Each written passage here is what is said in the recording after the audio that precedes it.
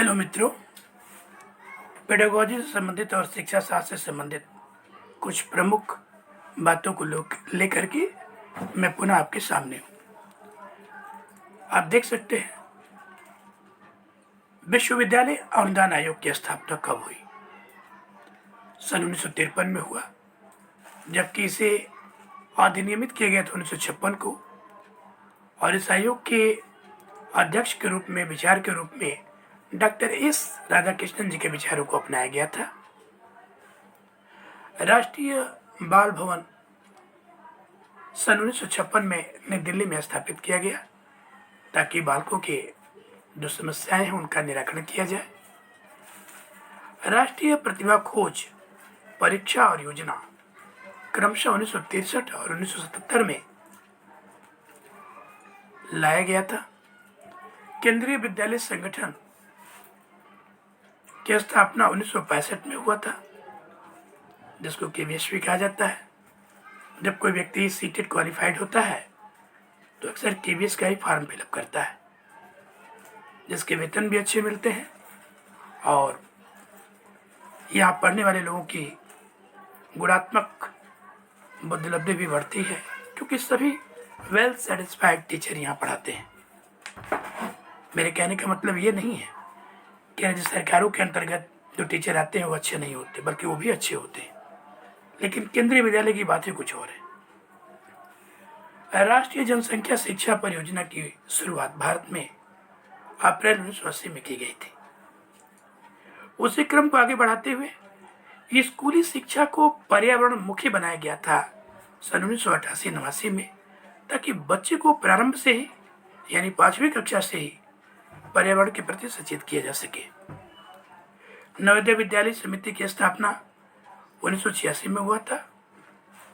स्कूलों में विज्ञान शिक्षा में सुधार हेतु 1987-88 में भारत सरकार के सामने एक रिपोर्ट प्रस्तुत की गई थी और उसे लागू भी किया गया था। शिक्षा कर्मी परियोजना 1987 से 1994 के बीच चलाई गई। महिला समाख्या कार्यक्रम की शुरुआत 1989 में महिलाओं को आत्मनिर्भर बनाने के लिए आरंभ किया गया था। ऑपरेशन ब्लैक बोर्ड भारत में 1987 से 1994 के बीच, क्षमा करें, ऑपरेशन ब्लैक बोर्ड सन 1987 से 88 के बीच आरंभ किया गया था। इसका उद्देश्य था बच्चों के शिक्षा में गुणवत्ता लाते हुए कक्षा को सुसमृद्ध बनाना और बच्चों को नियमित विद्यालय में आने के लिए प्रेरित करना।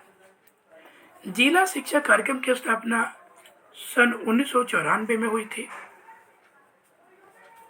उसी क्रम में 15 अगस्त 1995 से भारत के समस्त राज्यों में मध्याह्न भोजन कार्यक्रम केंद्र सरकार के द्वारा लागू किया गया था। इसका मुख्य उद्देश्य बालकों को विद्यालय तक लाना था, उन्हें मुफ्त में शिक्षा देनी थी, उनके खान पान का भी ध्यान रखना था। प्रौढ़ शिक्षा का आरंभ 15 से 35 आयु वर्ग के लोगों के लिए माना जाता है। इसकी शुरुआत भारत में 5 मई सन 1988 में की गई थी। राष्ट्रीय साक्षरता मिशन की शुरुआत मई 1988 से आरंभ किया गया था। भारत को शिक्षा के क्षेत्र में आगे बढ़ाना इसका प्रमुख लक्ष्य था। अल्पशिक्षक शिक्षा आयोग की स्थापना 1986 में की गई थी। इसका पुनर्मूल्यांकन 1992 में किया गया था। हमारे देश में वे अल्पसंख्यक हैं जो हिंदुओं की अपेक्षाकृत जनसंख्या में कम है, जैसे मुस्लिम, जैन, सिख, ईसाई इत्यादि। लेकिन यहाँ विशेषतः मुस्लिम शिक्षा पे बल देने का प्रयास किया गया था। स्वायत्तशासी अनुसंधान संस्थान की स्थापना सन 1972 में की गई थी। इसके अंतर्गत शिक्षा को नए नए प्रविधियों से जोड़ना था। बौद्धिक संपदा और शिक्षा तथा शोध संस्थान की स्थापना 1988 में की गई थी। नए प्रतिभा और भारतीय उच्च प्रतिभाशाली व्यक्ति को खोजना, उनके लिए बच्चों को वजीफा देना, उनको प्रोन्नत करना, उनके ज्ञान से भारत के स्तर को ऊंचा उठाना, इसका मुख्य उद्देश्य था। रही बात इंदिरा गांधी राष्ट्रीय मुक्त विश्वविद्यालय की, जिसको इग्नू कहा जाता है, I for Indira, G for Gandhi, N for national, O for open या मुक्त, और यू फॉर यूनिवर्सिटी। ये दुनिया का सबसे बड़ा ओपन विश्वविद्यालय कहा जाता है, जिसकी स्थापना सितंबर 1985 में राजीव गांधी के द्वारा इंदिरा गांधी के स्वप्न को पूरा करने के रूप में हुआ था, ताकि लोग घर बैठे अच्छी से अच्छी डिग्री ले सके।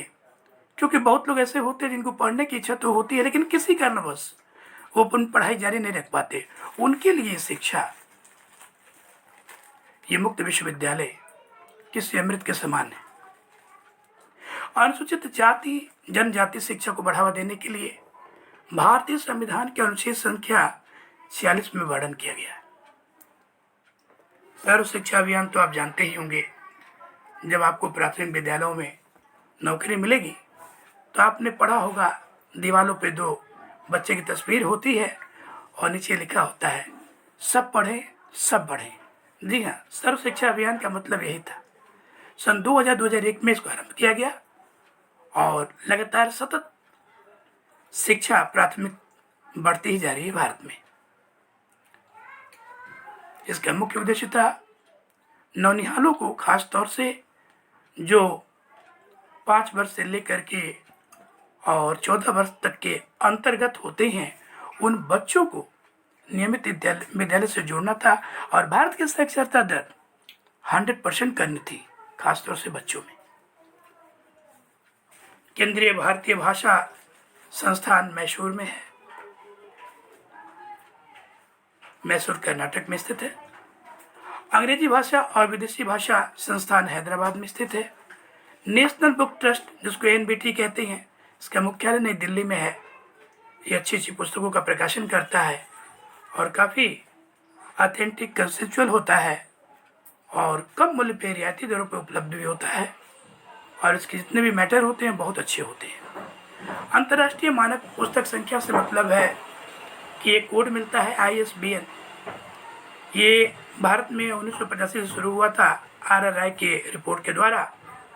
किसी भी उपयुक्त पुस्तक की मानक संख्या होने से उसकी अंतर्राष्ट्रीय बिक्री बढ़ती है। कॉपीराइट अधिनियम का मतलब है कि जिस प्रकार हमने कोई वीडियो बनाया उससे कोई कॉपी ना करे। इसके लिए भारत सरकार ने 1997 में एक कानून बनाया था। साक्षर भारत मिशन की शुरुआत सन 2009 में हुई थी। इसका मुख्य उद्देश्य था साक्षरता के स्तर को यूनिसेफ, यूनेस्को के द्वारा सहायता प्राप्त करते हुए भारतीय बच्चों को 100% साक्षर बनाना, उनको नियमित विद्यालय में प्रवेश दिलाना, जो आज भी कार्यक्रम है और आज भी ये सतत चल रहा है। हालांकि नई शिक्षा नीति 2020 की रिपोर्ट में और भी व्यापक रूप से इसमें गुणात्मक परिवर्तन करने का भारत सरकार प्रावधान रखती है। अब रही बात जनशाला कार्यक्रम, तो ये यूएनओ और यूएनडीपी तथा यूनिसेफ, यूनेस्को के द्वारा एक संयुक्त परियोजना थी। इसमें भारत सरकार को पैसे से भी सहयोग किया गया था और हर तरह की मदद देने का प्रस्ताव किया गया था। दोस्तों, आप अपने अच्छे विचारों से मुझे अवगत कराएं। मैं लगातार यूपी टेट और सी टेट की आते आते अपने सारे वीडियो अपलोड कर चुका होऊंगा। इसलिए आपके शुभकामनाओं के साथ, आपके उज्जवल भविष्य की शुभकामनाओं के साथ, जय हिंद, जय भारत। कल 15 अगस्त है। अपने हृदय में अपने देश के प्रति अच्छी स्मृति समझकर आइए उन शहीदों को भी याद करें और उनके सपनों को पूरा करने का प्रयास करें शिक्षा के माध्यम से। जय हिंद, जय भारत।